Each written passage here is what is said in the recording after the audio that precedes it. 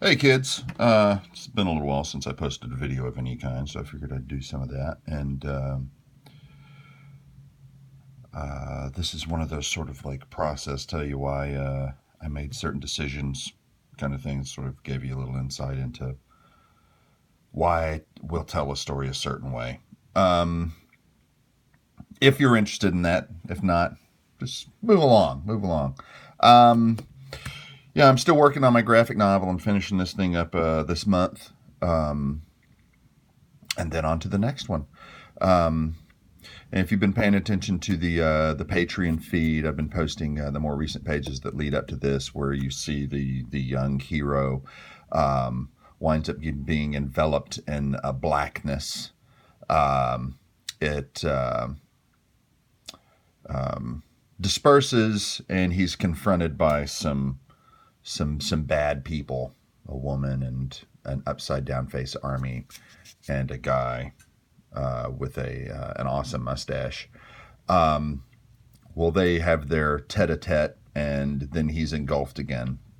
Well, he's been unengulfed now, and he's appeared in a mental asylum, um, sort of a dream mental asylum, I guess. He's had mystical visions throughout the thing, and so what I've done here is, we're reading left to right, put him on the extreme left, so that you see him and then are shown the information that he, basic crap here. Something I'm going to do visually also is run a shadow along here.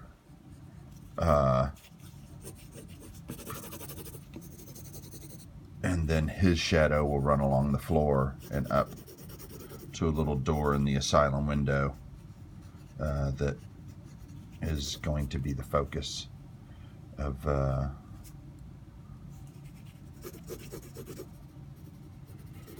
we're going to move to next. So keeping left to right, bam, here he is, and then in order, oh, here we are.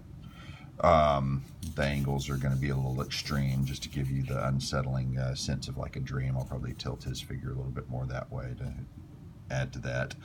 The next scene is we are now seeing what's on the other side of that door. Originally, I had laid it out like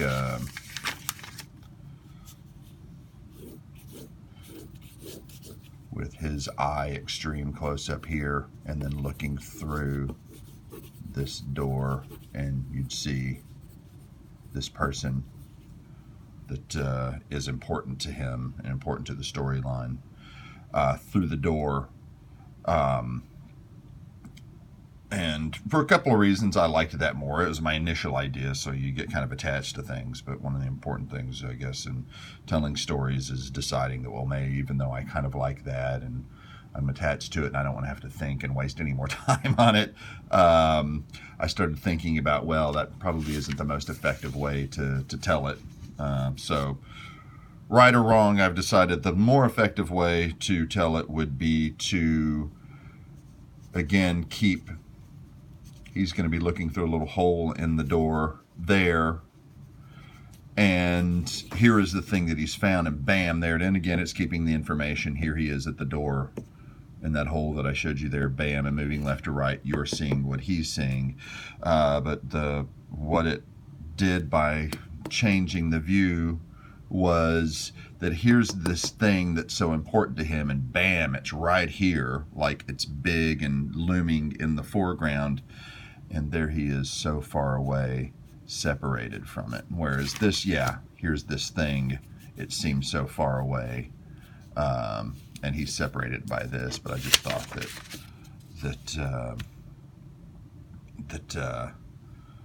this did that much more effectively. That he's separated by this. You can't even see him. He's so small. He's far away, but then he's just small, separated from the, you can see him in this tiny little hole. And then here we see, again, there's still a hole in the door. He's separated.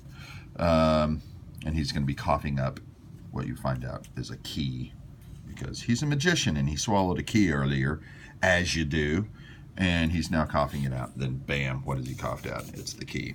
So, yeah, I'm not a real brainiac or anything. I know I'm not half as smart as a lot of the guys telling stories, but hopefully this insight will, me explaining to you why I make the decisions. Hopefully it's entertaining and informative and interesting. And if you're a cartoonist, maybe it'll help you think of, well, instead of just showing images for the purpose of showing the images, some thought behind, not that you should emulate the way I think about it. There are no ways to do it. Everyone would do it differently, but just, kick you in the pants and make you think more about why you do what you do. Even if it means you wind up doing more drawing than you wanted to do in the time that you have allowed. Well, hope that's helpful. Hope that's enjoyable. Take care. Oh, and as just to let you guys know that I am focusing on this. I have to have it done by the end of January. But by the end of January, I'm going to take some time and I'll catch up on my monthly sketch raffle thing. I'll just do like a couple of them and get 2 or 3 of them and get caught up and send them all out. So while I am delinquent, I am not forgetting about my what I owe you guys, and I will get to it. I thank you for your patience, and I thank you for throwing your hard-earned at me. I hope you find it worth it.